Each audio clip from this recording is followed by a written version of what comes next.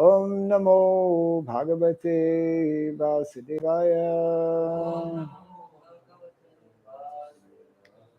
Mukam karoti vasalam pangum langayate girim yatkripat maham bande Sri Gurum Dinataranam yatkripat maham bande Sri Gurum Dinataranam. Om Srabhyay Namaha. Om Srabhyay Namaha. Om Srabhyay Namaha. Hare Krishna. Welcome to our Bhagavatam class. Today actually we'll be finishing our reading from GITA NAGARI. Before we do that, we will read one verse from the second canto of the Srimad Bhagavatam. From the first canto, chapter 2, Divinity and Divine Service, and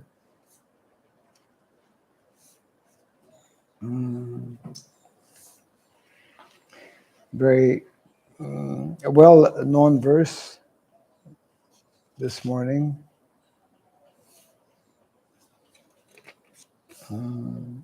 Text 28, 28 and 29, two verses together, and it's quite a long purport. Okay, so 28, 29. Vasudeva Paraveda Vasudeva Paramaka Vasudeva Parayoga Vasudeva Parakriya Vasudeva Param Jnanam Vasudeva Param Tapa Vasudeva Paro Dharmo Vasudeva Paragatihi Vasudeva Paraveda Vasudeva Paramaka Vasudeva Parayoga Vasudeva Parakriya Vasudeva Param Jnanam Vasudeva Param Tapaha Vasudeva Paro Dharmo Vasudeva Paragatihi Vasudeva Paraveda Vasudeva Paramakaha Vasudeva Parayoga Vasudeva Parakriyaha Vasudeva Param Jnanam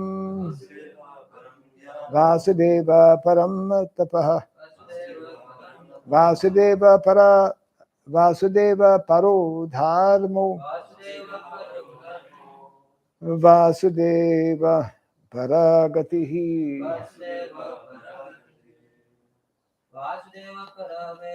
Vasudeva Paraveda Vasudeva Paramakaha Vasudeva Parayoga Vasudeva Parakriyaha Vasudeva Param Jnanam Vasudeva Param Tapaha Vasudeva Paro Dharmo Vasudeva Paragatihi Vasudeva Paraveda Vasudeva Paramakaha Vasudeva Parakya Vasudeva Param Jnanam Vasudeva Param Tapa Vasudeva Paro Dharmo Vasudeva Paragati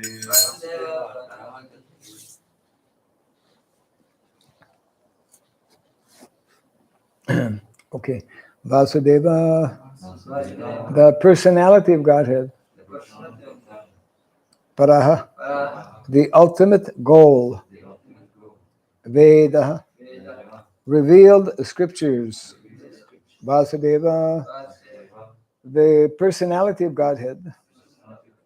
Paraha, for worshipping. Makaha, sacrifices. Vasudeva, the personality of Godhead. Paraha, the means of attaining.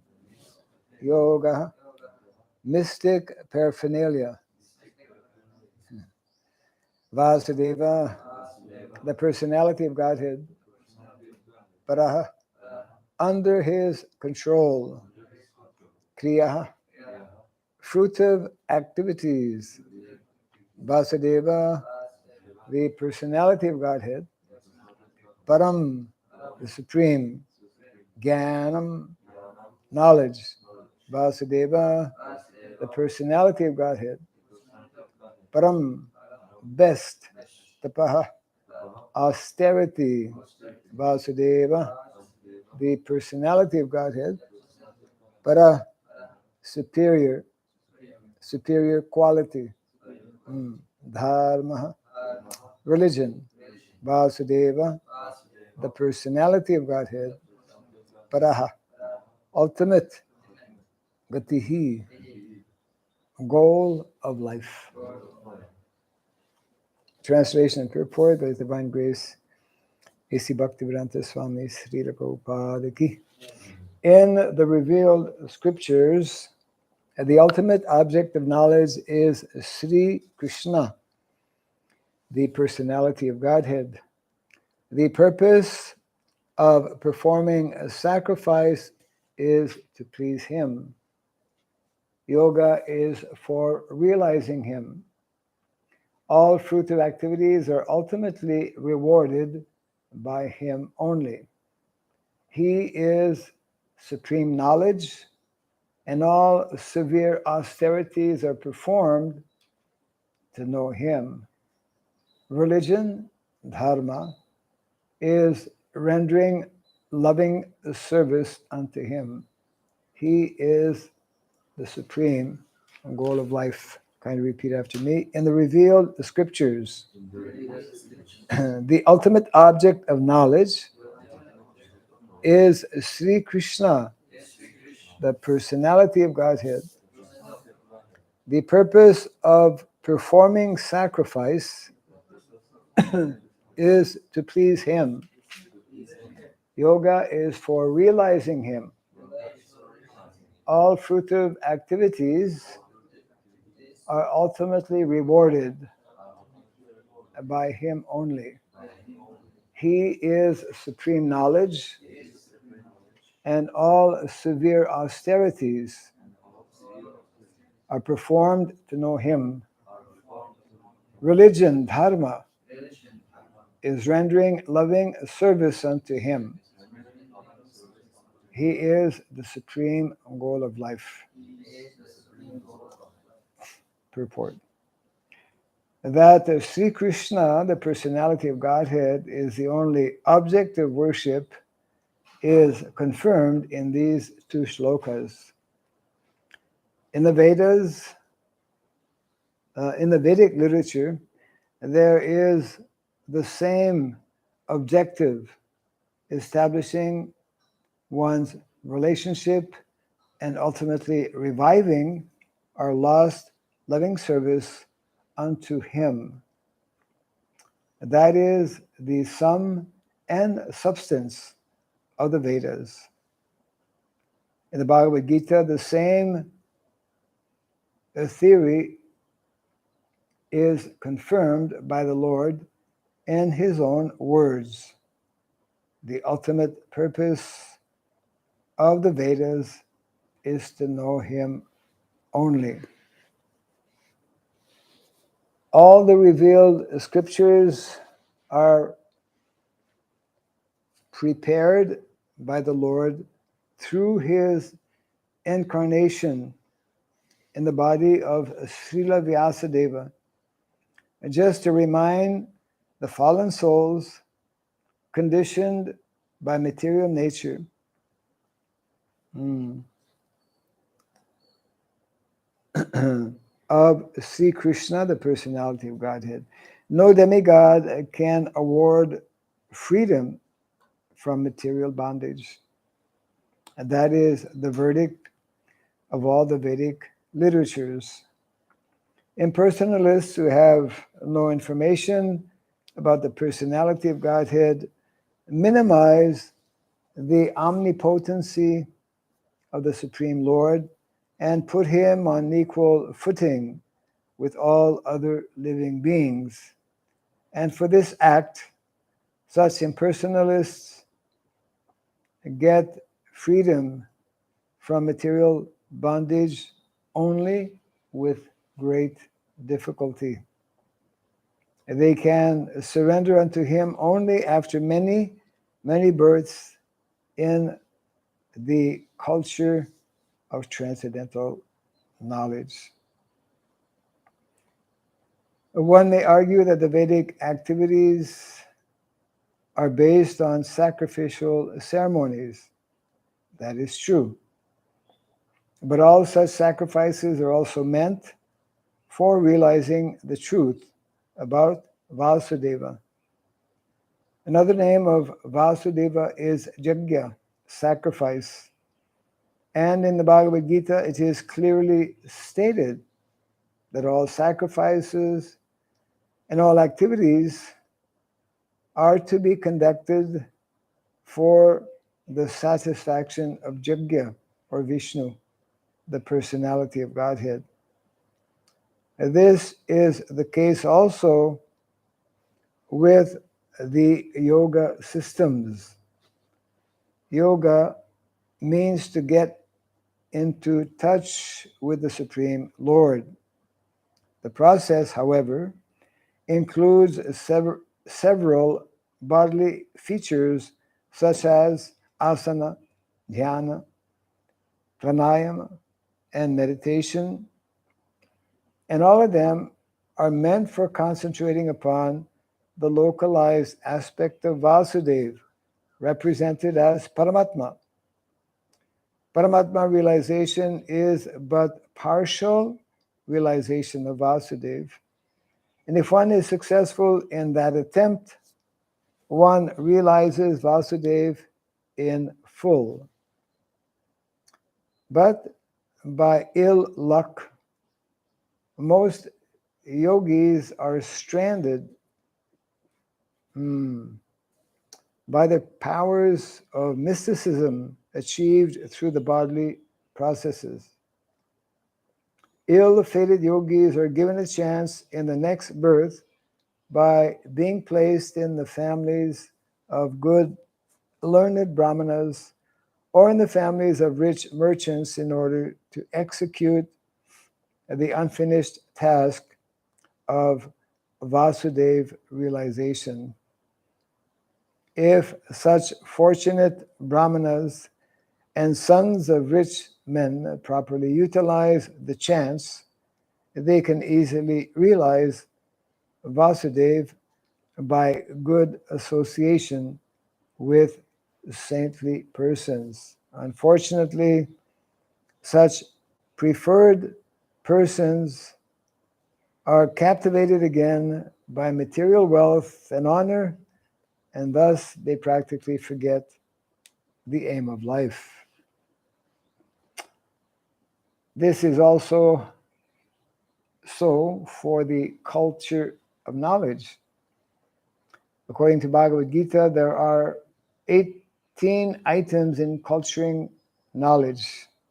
By such culture of knowledge, one becomes gradually prideless, devoid of vanity, nonviolent, forbearing, simple, devoted to the great spiritual master, and self-controlled.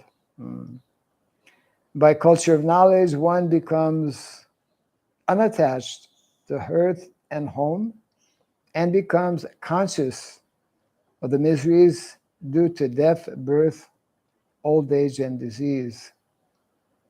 And all culture of knowledge culminates in devotional service to the personality of Godhead, Vasudeva. Therefore, Vasudeva is the ultimate aim in culturing all different branches of knowledge. Culture of knowledge leading one to the transcendental plane of meeting Vasudeva is real knowledge. Physical knowledge in its various branches is condemned in the Bhagavad Gita as ajnana, or the opposite of real knowledge. The ultimate aim of physical knowledge is to satisfy the senses, which means prolongation of the term of material existence, and thereby continuance of the threefold miseries. So prolonging the miserable life of material existence is nescience. But the same physical knowledge leading to the way of spiritual understanding helps one to end the miserable life of physical existence and to begin the life of spiritual existence on the plane of Vasudeva.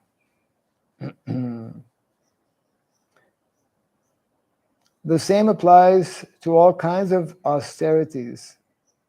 Tapasya means voluntary acceptance of bodily pains to achieve some higher end of life. Ravana and Hiranyakashipu underwent a severe type of bodily torture to achieve the end of sense gratification. Sometimes modern politicians also undergo severe types of austerities to achieve some political end. This is not actual tapasya. One should accept voluntary bodily inconvenience for the sake of knowing Vasudeva, because that is the way of real austerities. Otherwise, all forms of austerities are classified as modes of passion and ignorance. Passion and ignorance cannot end the miseries of life. Only the mode of goodness can mitigate the threefold miseries of life. Vasudeva and Devaki, the so-called father and mother of Lord Krishna, underwent penances to get Vasudeva as their son. Lord Sri Krishna is the father of all living entities, Bhagavad Gita 14:4. Therefore, he is the original living being of all other living beings. He is the original eternal enjoyer amongst all other enjoyers.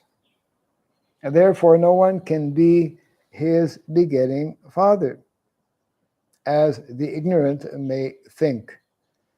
Lord Sri Krishna agreed to become the son of Vasudeva and Devaki upon being pleased with their severe austerities. Therefore, if any austerities have to be done, they must be done to achieve the end of knowledge, Vasudeva.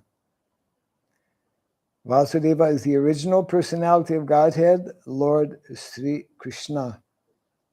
As explained before, the original personality of Godhead expands himself by innumerable forms.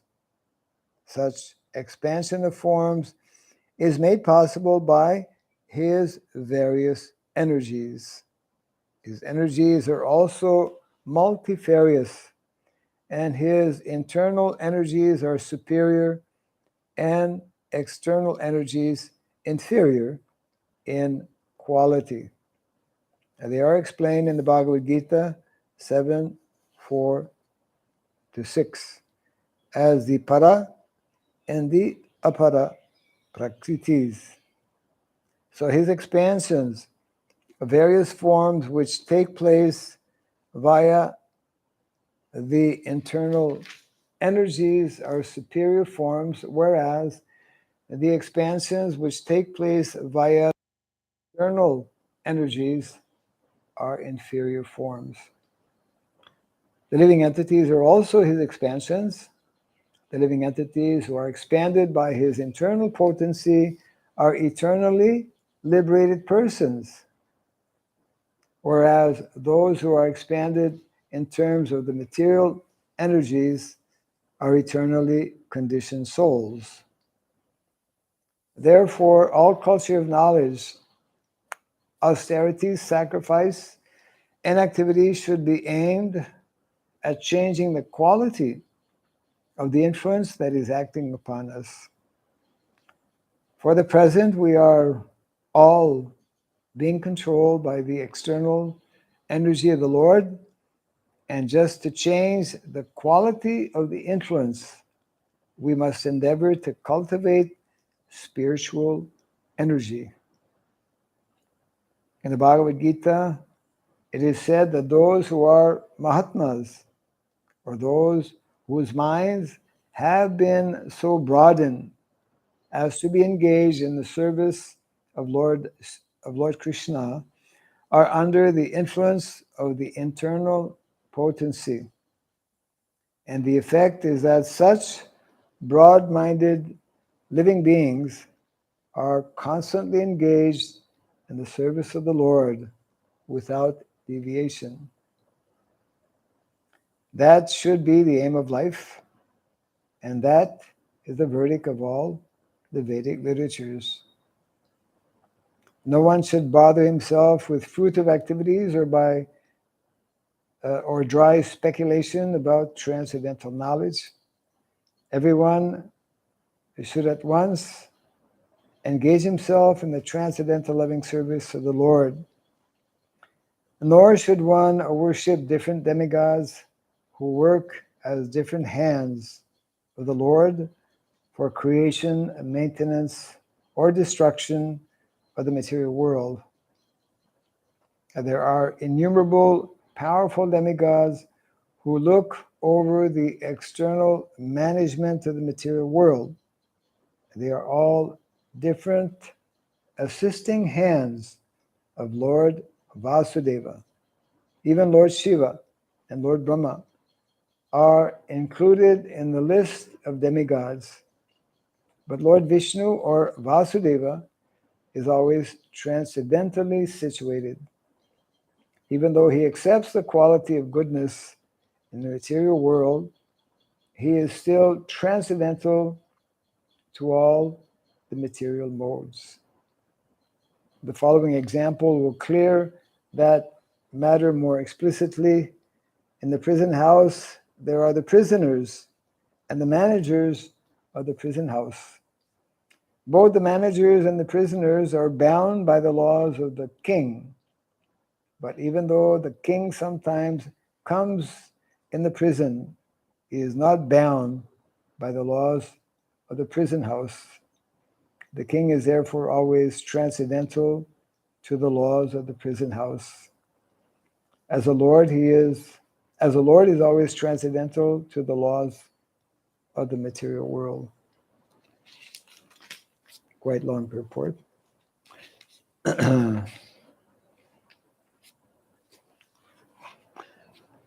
I will not comment, but want to go directly to our last section here of GITA NAGARI. And we should keep in mind that actually the whole purpose of why Prabhupada put together this particular work of GITA NAGARI, and of course, for that matter, all of the other literatures that he has written, was to bring us to the understanding that is very nicely elaborated here in this particular purport of the Bhagavatam. So GITA NAGARI focuses on Bhagavad Gita, which is, as we know, the preliminary knowledge. And that preliminary knowledge of Bhagavad Gita can then more easily help us understand what is called higher knowledge or postgraduate or graduate knowledge, which is that of the Srimad Bhagavatam. So let us continue here. It begins with the line, Godhead is perfect in all respects. So that's practically, I don't know what page it is. Yeah. What page is it there? 110. 110, huh? Okay. Huh? 109. 109, okay. So it's kind of like half. It's like page 50 of the text that I have here. Okay. And Godhead is perfect in all respects, and He is the proprietor of everything, as everything is produced originally by His energy only, external or internal. As such, everything that exists is properly served at the time of transcendental service of Godhead, as the branches and the leaves of a tree are watered when the water is poured down upon the root of the tree or the different limbs of the body of a living being, are served when foodstuff is given to the stomach. The plan of God is made like that. And intelligent persons can understand this simple plan of Godhead everywhere. As by watering one leaf or one branch of the tree, the other leaves or branches of the tree are not served, or by supplying foodstuff to one limb of the body, the other limbs of the body are not served. Similarly, by serving one section of God's potency, the other sections are not served. Therefore, a full service means a service of the original cause of everything, namely the personality of Godhead. And of course, the verse that we read this morning is bringing this home in particular.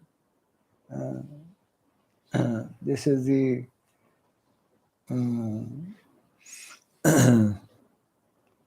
very unique feature of the Krishna consciousness, which some people find difficult to accept.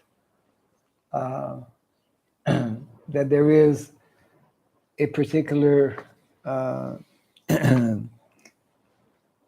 individual who is the original Godhead. Prabhupada had made in the earlier part of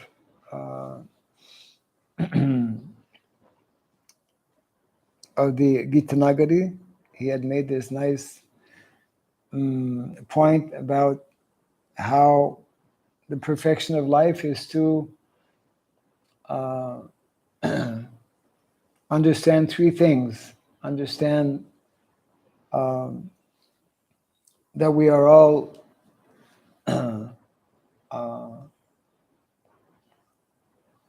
how did he put it?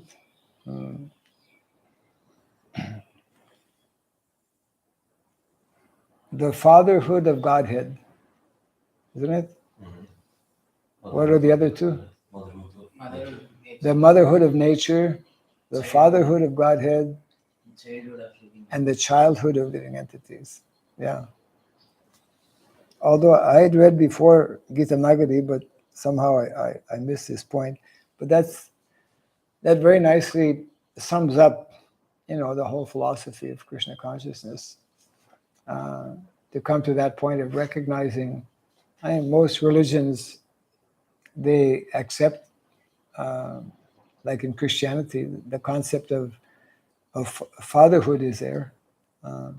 The concept is there, but is not clear. Yeah. So we'll just continue here. After the construction of the temple of Sripartha Sarati at GITA Nagari, the next program of work in the GITA Nagari will be to start one academic educational institution under the name of Gita School or Gita Pachala. This educational institution will be conducted as a Brahmacharya ashram of the Gurukul system. So this is something quite important. Prabhupada was quite clear, quite direct in terms of spelling out the type of educational system that he wanted introduced.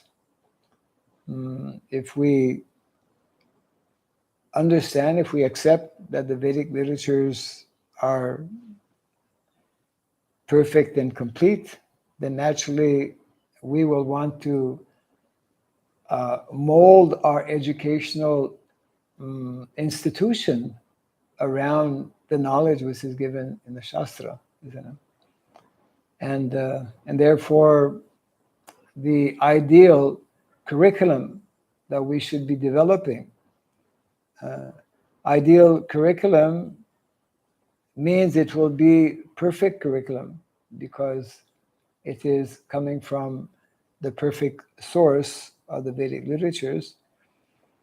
And anything which is perfect, one of the main complaints of modern education is that it is constantly changing over the years.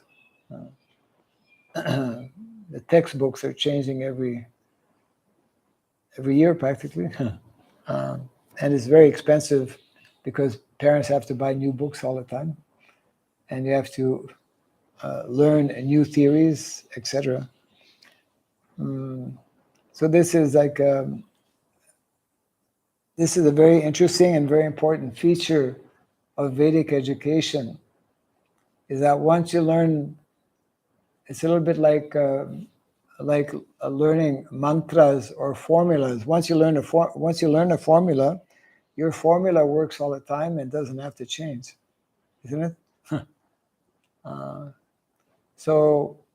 And this applies also. It's not only spiritual education, but also material education. So of course, material education in itself is useless. It is described, as we read also, as agyan or avidya. Prabhupada makes reference, speaks about three kinds of vidya. What are the three kinds of vidya?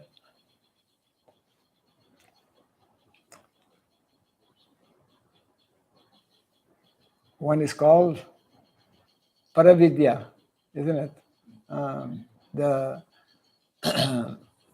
Vedas are divided into two, Shruti and Smriti. So Shruti is referred to as Paravidya because Shruti is directly spoken by the Lord, is transcendental knowledge. So Paravidya is perfect knowledge dealing with transcendence. Whereas Smriti is referred to as Aparavidya. Aparavidya, the knowledge of the material world, material energy, and how it functions, and how it is meant to function. We could say the laws of nature, the external energy of the Lord. So both are part of the Vedas, right? The Vedas are made up of Paravidya and Aparavidya. So that means that actually if we take knowledge from a source outside of the Vedas, or not in keeping with the Vedic knowledge, then that knowledge becomes something else. That knowledge becomes avidya. So these are the three types of vidya: paravidya, aparavidya, and then avidya. Prabhupada in the Sri Ishopanishad, I believe in the last verse, there is mention about knowledge and education. And Prabhupada explains how the greatest disservice that is being done in the name of knowledge, in the name of advancement, is teaching knowledge, which is actually not knowledge, which is basically the whole setup of modern education, because the basic knowledge is missing, isn't it? The basic knowledge of who we are and why we are learning whatever it is we may be learning. It is, in other words, it's an educational pursuit simply aimed at so-called material emancipation. And so-called material emancipation, or ultimately means sense gratification, and that is in the category of avidya. Avidya also means ignorance, of course. So very interesting. We can draw a parallel here with what Prabhupada said about all of his centers, that all of our temples, not that they should have a Varnashram college, but that they should college. Means all of our temples should be educational institutions.